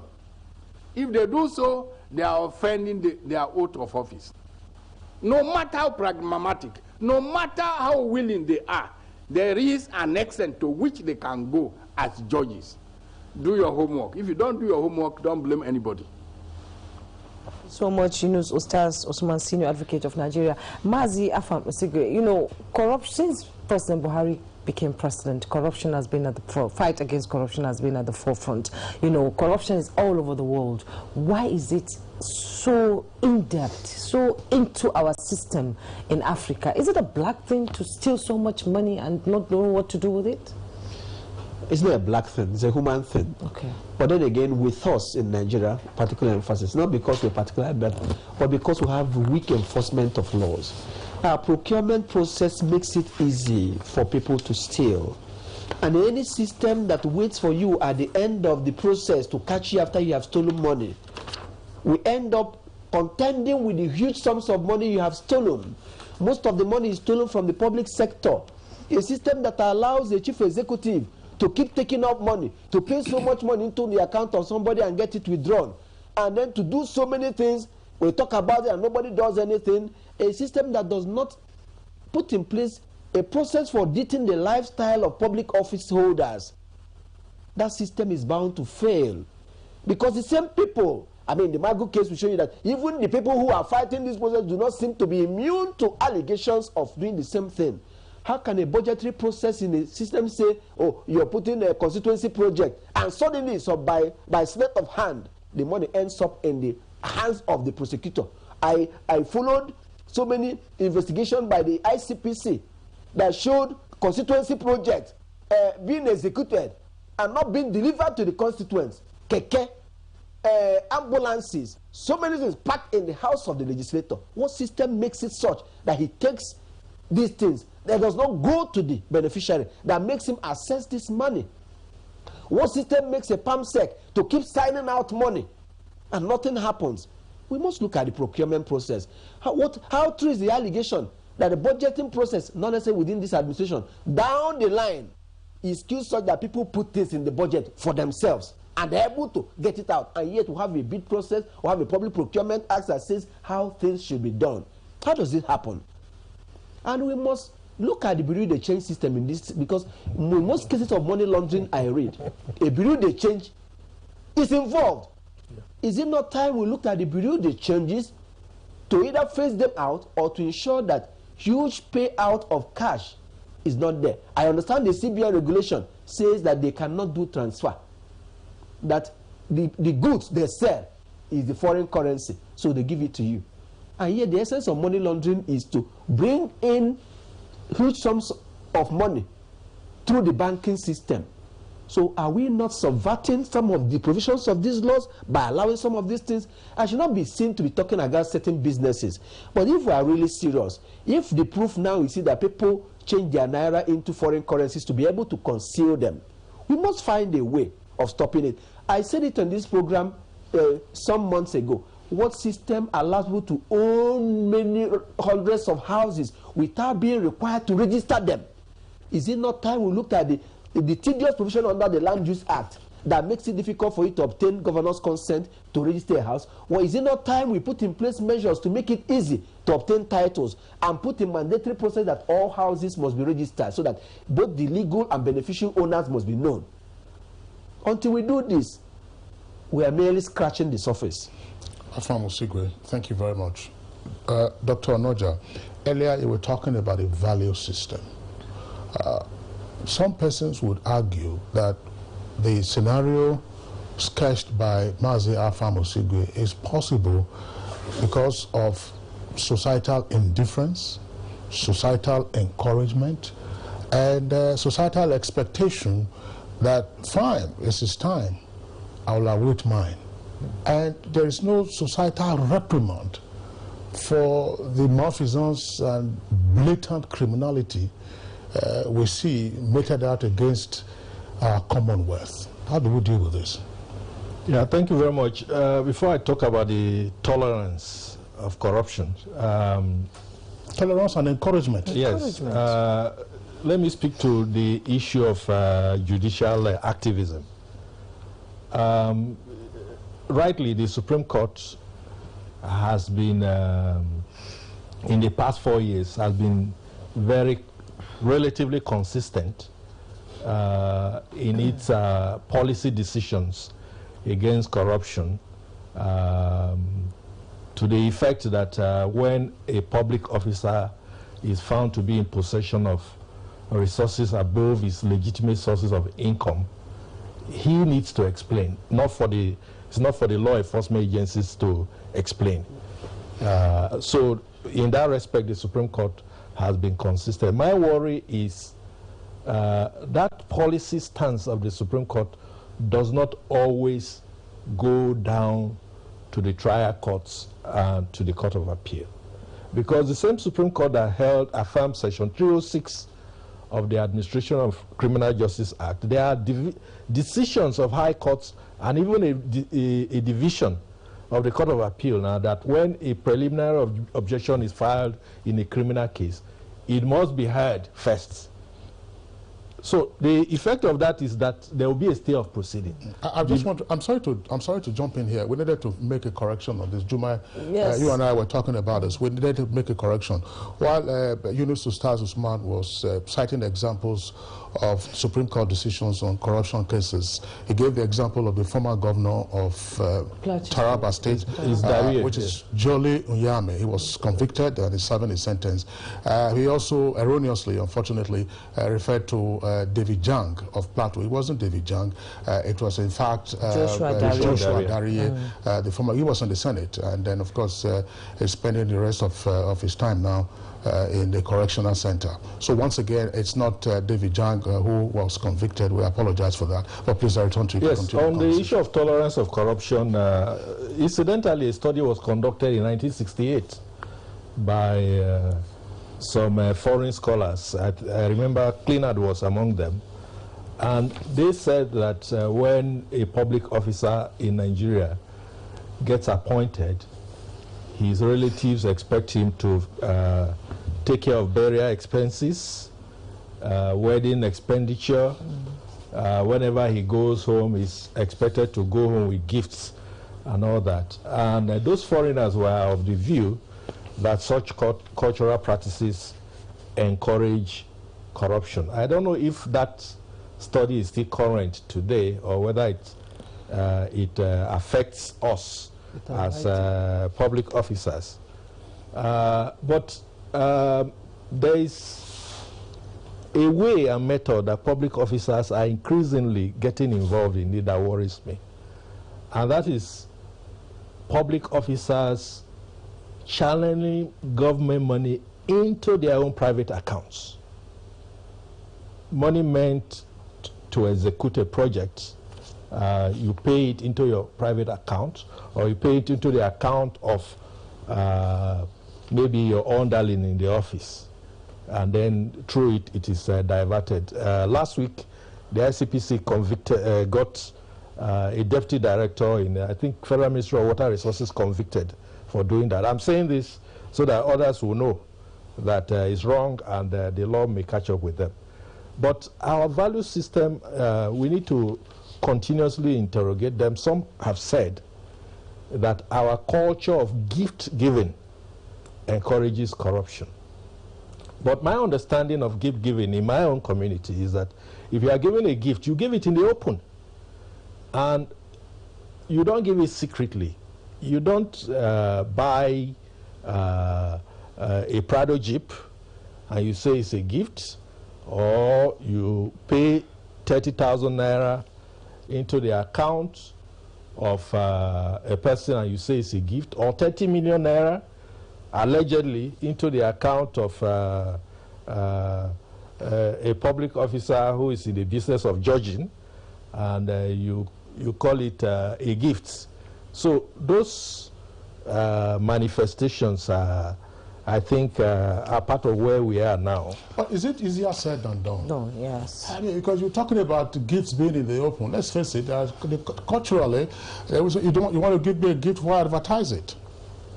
What I'm saying is that it's what the Constitution allows. No, we're talking about cultural practices. Yeah. The Constitution allows customary gifts. And my own definition of customary gift, the type allowed by the Constitution, is a token. A token that is usually given to cement relationships. It is not meant to buy your conscience or to make you do the wrong thing. So I don't know. I think we'll have a conversation around this at some point. How we now have the transformation, as it were, of aspects of our cultural values. Because in the past, yes, if you gave gifts, you didn't buy the conscience of the receiver of the gift. If they needed to dispense justice, they would dispense justice. But here we are. You say, okay, let's do it this way, and then everything will be settled. Unfortunately, it does never settle on corruption. It never does. Juma, we understand that Professor Sage is back via Zoom. Prof, I don't know how much you've been able to follow our conversation, but let's just get to hear your thoughts, because we are on the closing stretch of this conversation. A number of issues are on the table. We dealt with judicial activism versus judicial restraint. We've also talked about the attitude of the bench in a number of some of these cases, plus whether or not going to amend the Constitution or AJA shouldn't be kept aside, so that what happens that if a judge of a high court is near concluding a case, let's say a corruption case, rather than elevate that judge by pronouncement to the Court of Appeal, tarry a while, let him dispense with his case by delivering judgment, and then he goes upstairs. But some of course, Alpha Mosigwe and Onoja do not agree with that proposition. What are your thoughts on these issues? I think that's a defeatist attitude. So this is the technicality and rigidity that I've listened to my colleagues there, and they were believing as if law, man was made for law, rather than law is made for man. What is the difficulty? A law is passed. If you are promoted, you have got at an advanced stage in a case. Instead of the case starting de novo because of your promotion, you are allowed to conclude it without losing your promotion. What is difficult about that? Why do Nigerians create difficulty where none exists? Oh, somebody will come from Supreme Court and sit down. Oh, somebody. Is the Supreme Court judge having a part-head matter in the High Court? Let us not manufacture difficulty and make our whole legal system sterile and totally useless to the population.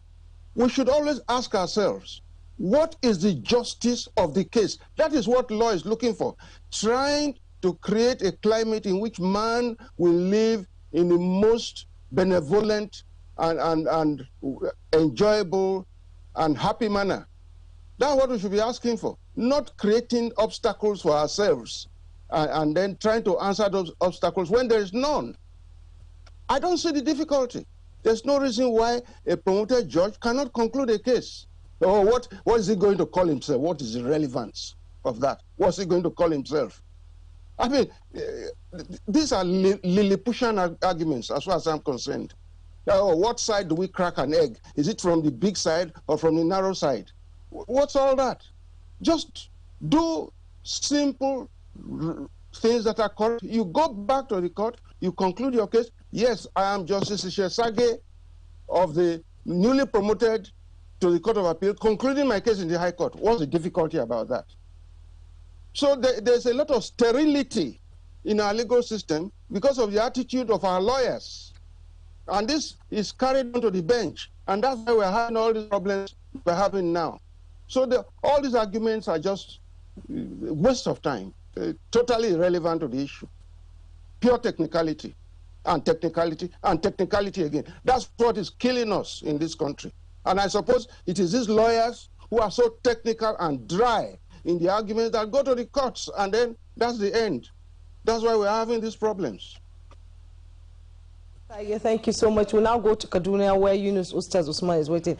Is the judicial system slowing the anti-corruption trial? Your closing thoughts. It is the anti-corruption agencies that are slowing down the judicial trial of their own cases and not the judiciary. Let me tell you, in my almost 40 years in private practice, I've never come to court where when the lawyers to both sides are ready, the judge will say is not ready. No. Let us accept blame where the blame comes from us. It is the agencies, the prosecution agencies or the defense lawyers, not the judiciary. Please.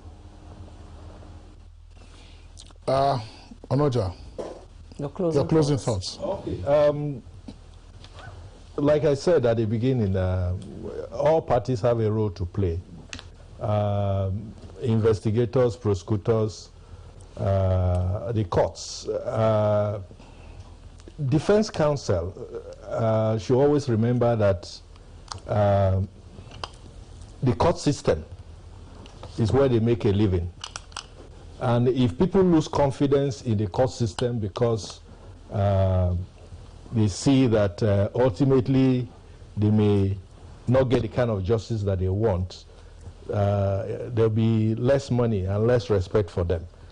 So both defense counsel, prosecutors, and judges, they are all they are role actors in the judicial system. So I think if we all work together and look at the policy effect of decisions that we make and not our own stomach all the time, I think we'll make progress. Thank you. Afabo Segwe, very briefly, does the anti-corruption fight suffer from political interference? Obviously, yes. And also, how do we obviate it? It does, it does. There are certain investigations that and prosecutions that you cannot help but conclude that are a product of political interference. And there are some cases that you see shouldn't be in court and are in court. Our investigative and prosecutorial agencies sometimes fall all over themselves to please those in positions of authority. And that's why you see a number of cases called terrorism, cybercrime, because people criticize governors especially. Cross River, Waibom, Kaduna. And so when you look at such things, you know that there's a lot of political interference. And because some of these persons are appointed by politicians and they want to hold their office, they feel that they need to please take certain actions, take certain steps to please people in positions of authority. And when you also look at some cases that are discontinued, you can also you cannot but come to the conclusion that there's a lot of political interference. I mean, I don't need to mention names, but the facts are out there. But Professor Sage, can we get your closing thoughts on this? Either with political interference, how do we obviate that? Because politics is pretty heavy, and it's been heavy in our polity for a while. Briefly. Repeat it. I didn't hear at all. Could you repeat, please? I'm saying that let's get your closing thoughts on this conversation, and in particular, how do we mitigate political interference in the anti-corruption fight, particularly in the judicial system? Okay. First, my belief is that when a judge is hearing a case, he should simply ask himself, where does the justice of this case lie? You see, the ordinary man, the common man, has a sense of justice. And that what you and I understand as justice should be what the court should in fact apply. That is why you find that in America particularly, only juries, both either grand at the primary level and ordinary jury at the trial level, determine who is guilty, because it is assumed that it is the ordinary man who knows, who has a sense of what is just. And I think our judges should tune themselves, because we don't have juries here, should take that, assume that state of mind and ask themselves, where does the justice lie? Our law is so flexible that you can always achieve justice by applying law the way it has been made flexible by the common law. If you listen to our judges in the 90s, 80s and 90s, where you had a Shaw and all the others, Oputa, and that group, Caribbean White, all of them. You think you are in a different world from what we are in now. Namani, all those things. You won't believe that we're in the same country. So, ask what is the justice of the case. Go for that. The common law provides you the tools to be able to weave yourself and bring law and justice together, provided you determine what justice is first. That is what is lacking. Okay.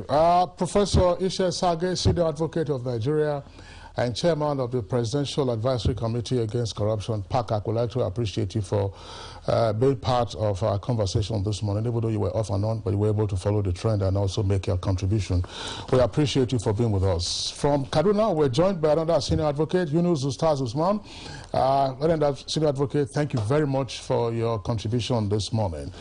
Here in our studios, Mazi Afam Osigwe, former Secretary General of the Nigerian Bar Association. Always a delight having you on the program. And Dr. Esa Anoja, Chief of Staff to the Chairman of ICPC, we thank you for being with us.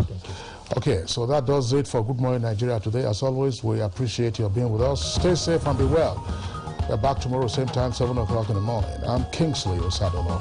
And I'm Jimo Yusuf. Do have a great day. And remember to adhere to safety protocols and avoid mass gatherings.